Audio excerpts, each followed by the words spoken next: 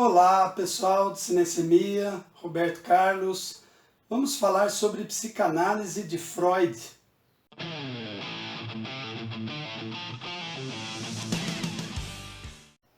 A psicanálise é um ramo da psicologia que trata de pacientes com um transtorno mental severo.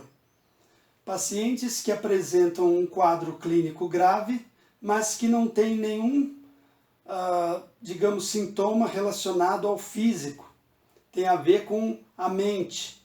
Foi aí que Freud teve que, basicamente, criar a noção de inconsciente e um método terapêutico eficiente para acessar esses conteúdos inconscientes e, a partir disso, dar algum tipo de alívio aos seus pacientes.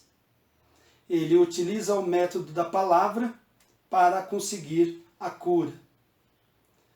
Vamos falar sobre isso em dois filmes, começando com Jornada da Alma, de 2002. Nesse filme, Iain Glen interpreta Carl Gustav Jung e a Emilia Fox interpreta Sabina Spielrein. Ele é um psicanalista famoso, estudou com Freud, teve uma relação com o grande mentor da psicanálise, e ele acaba tendo uma paciente, a Sabina, que tem com ele um caso de transferência. A transferência é um fenômeno famoso dentro da psicanálise, que é a transferência de sentimentos do paciente para com o terapeuta, por conta do nível de relacionamento que eles estabelecem. Por mais que o Jung tenta ser objetivo, porque primeiro ele é casado, segundo ele é o profissional que está tratando da Sabina, ele não consegue e acaba sucumbindo à paixão. Aliás, ambos se ligam de modo passional e aí, claro, essa relação se torna tempestuosa, porque o Jung fica todo melindrado por conta e ressentido e se sentindo culpado por conta do seu casamento, e a Sabina se liga a ele, mas sabe que não pode tê-lo. Então são dois amantes que vivem uma relação tempestuosa, tendo como contexto e pano de fundo a própria psicoterapia ou a psicoanálise. No caso da Sabina, mesmo depois que ela rompe o relacionamento com Jung, ela não para por aí. Ele foi a base dela, mas ela vai estudar, ela se forma em medicina, depois se especializa também em psicanálise e se torna uma das primeiras mulheres psicanalistas do mundo. Então, é a psicologia unindo duas mentes brilhantes. Ela, para sair dessa relação, dessa ligação que ela tinha com Jung, a Sabina acaba voltando para o seu país de origem, a Rússia. Lá ela funda uma escola especializada em tratamento com crianças, mas por conta da Segunda Guerra Mundial, ela acaba sendo alvo de dois policiais nazistas que acabam assassinando a Sabina em 1942. Mas o que esse filme nos mostra? Que durante todo esse tempo, a Sabina acabou, digamos, trilhando uma jornada de autodescoberta.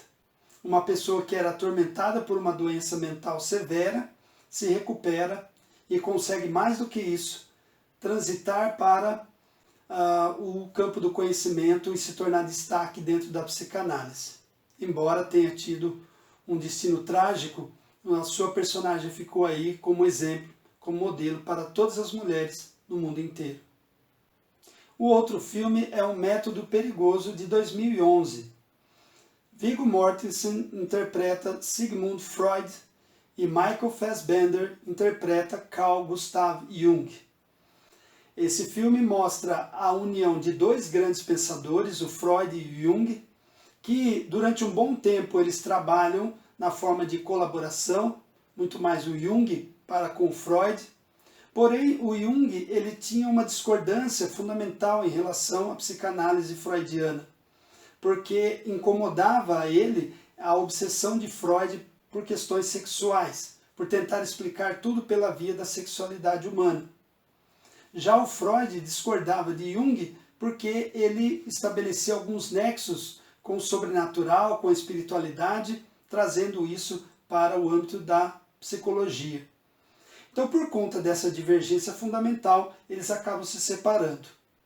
Essas cartas ficaram conhecidas por toda a Europa, é claro, em virtude do seu conteúdo.